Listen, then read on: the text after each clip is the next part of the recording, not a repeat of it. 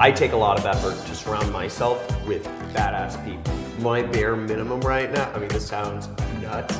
It's people with 8 figures. Pretty interesting. Do you want me to leave or?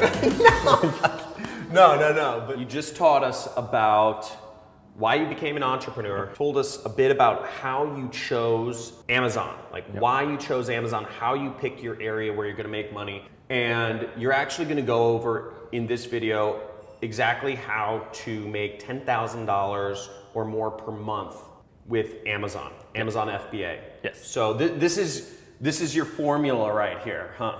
For product research it is, Okay. which is the most important aspect of it. And just to refresh people who didn't watch the previous video, if you didn't watch the previous video, go back and watch that before you get here. But basically, the way Amazon FBA works is you choose a product that you like and that you believe is gonna sell well, and then you get it from China, and then you send it to Amazon, and Amazon sells it for you, they ship it for you, and then they pay you the money.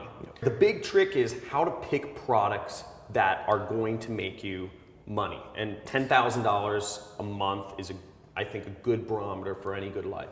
So let's get into it. Yeah, so like I said, product research, by far most important aspect. Okay. You choose a bad product, doesn't matter how good your marketing and everything else is, it probably won't sell well. You choose a good product and you suck at everything else, it'll probably still sell well. So first thing we go off of is the sales. So obviously you need sales. So I look for normally 200 plus in sales. Now it can vary on different categories. Sometimes I'll look for higher, but this is the minimum average I want to see. So normally I use a tool called Jungle Scout. It's a little Chrome extension. You click on a certain keyword and it'll pull all the data for the top listings for that keyword. Okay. So I then look at the top products on all those. I'll normally look at the top 10 or top 12, and I want to see at least the majority, probably I say 7 out of 12, meet this criteria of 200 plus in sales. So the 7 out of 12 of the top products in that category. So let's say I'm searching up camping hammocks for that keyword, because Amazon's all about ranking for different keywords. My whole goal is to see where I think I can rank myself for that keyword. So I want to make sure that keyword is getting sales for those products. So when I search that keyword, I want the majority of people to have sales that I think I can get. So if they all have 100, I'm probably not going to be able to come in and get 200 because that's not what the market can hold. But if they all have 500, I might be able to get that. So over 200, we're good. Cool. So that's the demand aspect of it. Now reviews on Amazon are kind of how you gauge competition. Not 100%, but normally, if you see someone with 1,000 reviews versus someone with 10, you're gonna buy the one with 1,000 reviews. It's just feels more professional, more real to the person. A lot of people feel like there's fake reviews on Amazon, so that's why you do wanna have a good amount of reviews, which is a whole different launching strategy, which we might go over later. But I go off of under 75 reviews because I wanna see how many I think I can get. And now a lot of people think, what if I can just get 200 reviews? Can I rank that high? No, it doesn't work exactly like that. But if I see, again, the majority, so 7 of the first 12 listings being under 75 reviews, then I say, okay, that's not too competitive. I can probably go after that product. Now, a small little piece on this is you don't want products that are exactly all the same. So let's say everyone's selling a pen and it's the same pen every time because everyone sources it from Alibaba and it's the same thing. There's no differentiation. So you want to make sure you differentiate yourself. Third point is you want the price to be between $15 and $50. Reason for the 15 is you're just too low of profit if you're not in that range. You won't be making more than $5 a sale because Amazon takes 15% of the sale price and then their fulfillment fee, which our whole goal is small and light products because that's what the fulfillment fee is based off of. So normally it's $3 to $4 a unit. So they're taking 15%, they're taking that, you're looking at $6 in fees right there, plus your product cost and shipping from China, which maybe it will say is $4. You're already looking at $10 in cost, so 5 profit. Reason for 50, anything over 50, people really have to think about purchasing. They might have to consult their spouse and whatnot. Anything in between this range is kind of a one-click buy, super easy. So that's the reason for that. And then the last one is brand equilibrium. So we want to see that it's not all dominated by one brand, that product. Like let's say someone used the example of like face masks. You don't want one brand to sell all the same ones, and you don't want to see huge brands like Under Armour and Nike, and you don't want to compete if they have a lot of listings in the top 12. If they have one or two, that's okay, you can compete with them, but you don't want to see one brand have more than 4 or 5 listings, because that means they kind of dominate that niche, and more times than not, they're driving outside traffic, which is not what we're trying to capitalize on. If they're driving outside traffic, that doesn't matter to us. We can't capture those sales anyway, because they don't see our product, they see theirs only. Whereas we're trying to capture the organic Amazon traffic. So if they're searching that keyword, they'll see us. But a lot of times with the big brands and whatnot, they're driving outside traffic, obviously. That's the main reason for that. But these are kind of the main points. There's a couple little things other than that, but the main thing, again, the tool I use is called Jungle Scout. I'll put a link in the description to the resources you mentioned. So that's the Chrome extension they have. They have another tool, which kind of helps you initially find products, but the Chrome extension pulls all the sales data. So we want 7 out of top 12 to meet 200 plus sales, to be under 75 reviews. We want the whole market for that product to be $15 to $50. And we don't want to see more than this one brand or big brands a couple times in the top 12. Okay. So first of all, awesome. One question is, I mean, you broke it down pretty simply right here. If it's this easy, why isn't everybody doing this? Or is there more to it than just this? There's more to it.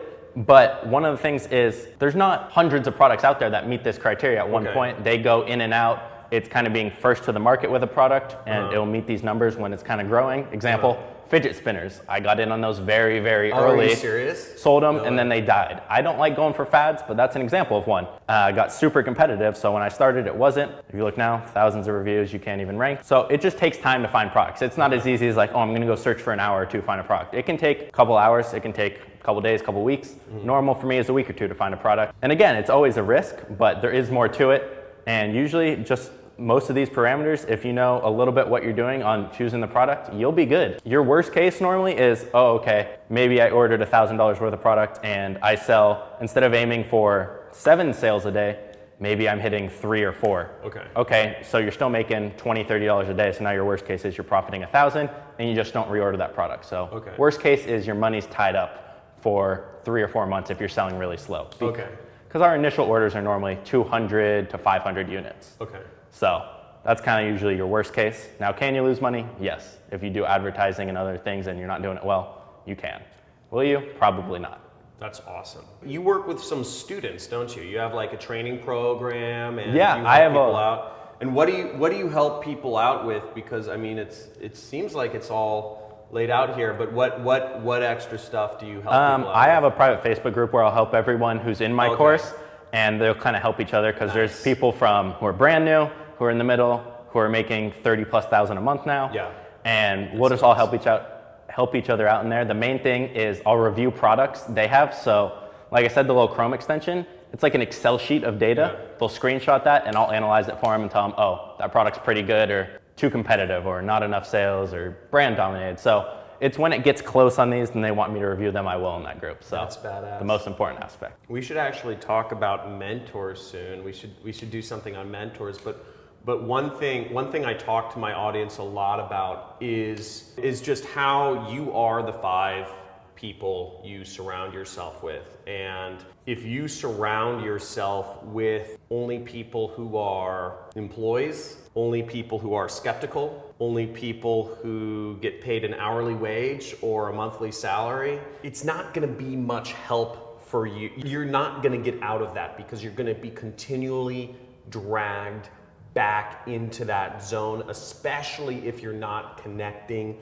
with any other people that are actually driving sweet cars, that are, my buddy's buying a Gulfstream jet, next month, which is really cool. It's 10 to 15 million dollars, right? If you're not surrounding yourself with badass entrepreneurs. So if this is something that is, if you think you want to start an Amazon business, if that's like a direction where you say, okay, this is something I'm ready to do, dude, I would totally encourage you guys to check out this guy's training stuff. Is it all right if I put up some links or something?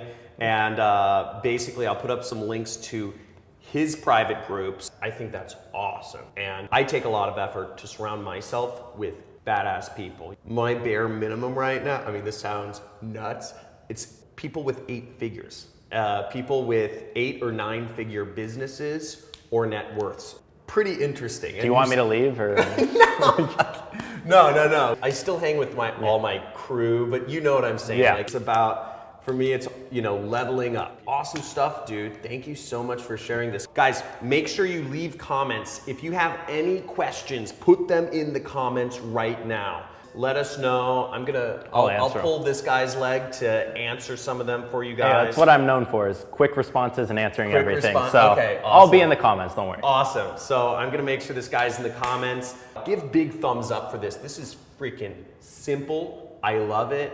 It's easy. There's no reason for you guys not to be crushing it. Get out. If you guys are on a train to nowhere, if you guys are tired of watching your friends become successful around you, watching people have families or be happy or buy sweet cars or buy houses, and you're like, what am I doing?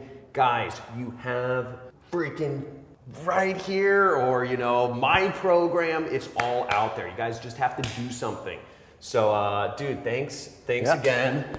Dude, awesome stuff. And let's do I'll put up a bonus video about mentors. I don't know if you've had any mentors, but we'll go over some of those influences and some of that stuff. So thanks for watching, guys. Subscribe, probably subscribe to my channel, subscribe to this guy's channel, and I will see you guys in the next video, guys. Stay tuned for the one bonus video on mentors.